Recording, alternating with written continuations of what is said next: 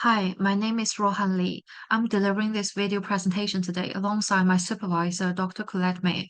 From September 2023 till now, we're running a research project called What Would It Take to Decolonize STEM? First of all, I would like to briefly introduce the members of our group.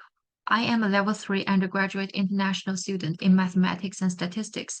I'm also a member of the school's EDI committee. Dr. Colette is a native Scot from a typical Scottish working class family who benefited from Scotland's free higher education system for home students. She completed her undergraduate degree and PhD at the University of Glasgow and is currently a full-time lecturer in statistics at the university. At the outset, it's important to define some key terms which is crucial to our project, such as EDI and the decolonization in the context of STEM. EDI, which stands for Equality, Diversity, and Inclusion, encompasses several vital principles. Equality ensures equal opportunities for all, fostering fairness, non-discrimination, and the absence of marginalization based on identity. Diversity values differences, leveraging varied backgrounds and perspectives to drive innovation, while inclusion focuses on creating a welcoming environment where individuals feel valued, engaged, and respected, regardless of their backgrounds, enabling meaningful contributions from everyone. What is decolonization in the context of STEM? We must acknowledge that developments in STEM fields are often intertwined with colonialism, imperialism, and the exploitation of indigenous knowledge and resources. Decolonization aims to fundamentally address these historical injustices by questioning the inherent biases and Eurocentric perspectives that have shaped STEM education and research. However, it is important to note that decolonization is not about dismissing the ideas from European cultures, but about recognizing and valuing different sources of knowledge. When considering the relationship between EDI and decolonization in STEM, it is important to know that EDI focuses on promoting equity, representation, and inclusion, whereas decolonization goes further and challenge the dominance of Western epistemologies and paradigms in education and research.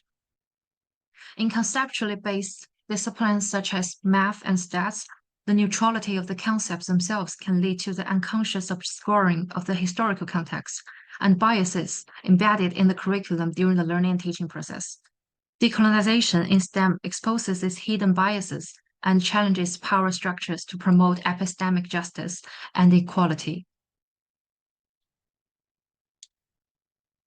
Next, I'll briefly introduce the basics of our project. The main purpose is to investigate how academic staff and students within the School of Math and Stats will define and incorporate the inclusive and diverse practices into the teaching, and to understand the perspectives on this decolonization within the subject. Last semester, we asked the staff and students to participate in an online anonymous survey. Each survey has a variety of Likert scale questions and some open questions. Staff were invited to participate in small focused discussion groups. Ethical approval was also obtained from the College of Science and Engineering. Here are some significant data from the results of our staff survey. Most of the staff agreed that they understand the meaning of the terms inclusive assessment and inclusive curriculum. But when asked if they agreed that their curriculum and assessment was inclusive, we found less agreement. The most divisive question is whether staff believe the curriculum within the school would benefit from decolonization.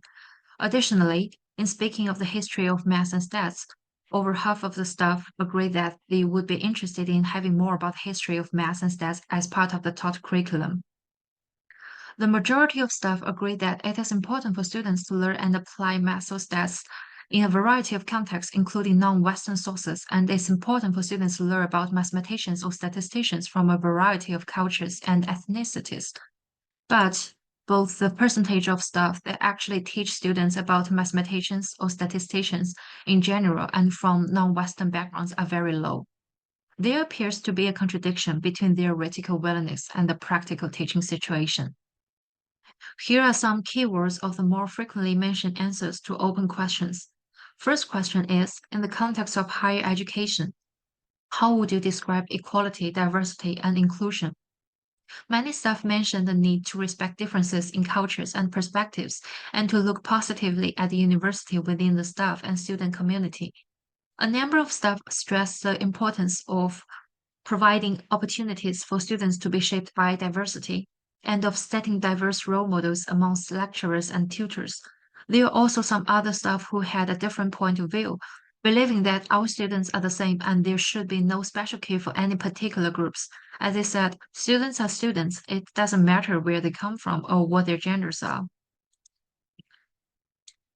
Our next question is, what pedagogical approaches have you used to encourage students from underrepresented backgrounds to participate in class?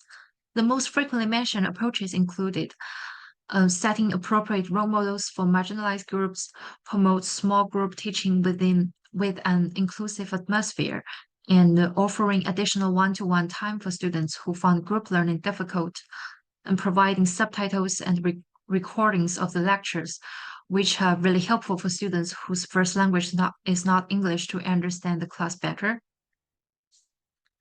In the follow-up individual or group conversation with staff, we focused on these 5 topics. Surprisingly, respondents gave very simple and similar responses to question 1 around the educational barriers they have faced. Summarized by this quote, I always had someone like me with similar interests as me. For the second topic of diversity in higher education and on campus, there is a real conflict for staff since they know that their careers are driven by research, but the sustainability of the job is driven by international students. We are perceived to be a really wide campus with a growing international student community, but there's a divide between home and international students, and staff are not exposed to enough ideas to help those students. In speaking of the context of learning, some staff agree that we should be more concerned with students understanding the methods or theorems rather than people who develop them. One problem is most of the examples we use in class are Scottish-based, which is helpful for home students and those students who want to learn more about Scotland. But it can also be potentially limiting in terms of providing diverse perspectives and global context. It can also make students who have grown up from completely different backgrounds feel unrelated, creating struggles for them to understand the context. Staff also reflected on their beliefs that examples of teaching and learning in different contexts are important, but they lack the access to those data. Who decides on taught curriculum? Most of the courses were at the discretion of teaching staff. There are constraints on what's deemed important. It seems like a consensus that the core of the curriculum needs to be decided by experts. We need to ask as many people as, as possible who are relevant, and then experts decide what should be included. There's also a view that the local employers should have a say in what is taught in the curriculum. Finally, our last question, do we need to decolonize? Generally, people would agree with the principles, but the concept is not well understood, and it's hard to know what it means in practice. There's research going all over the world, and we choose intentionally what we want to focus on. Between the survey and discussions, we noticed discrepancies between theory and practice. The decolonization of the mathematics and statistics curriculum is not meant to change the neutral, objective character of the discipline, nor is it an attempt to limit access to knowledge. Instead, we want to question the ways in which knowledge is produced and taught.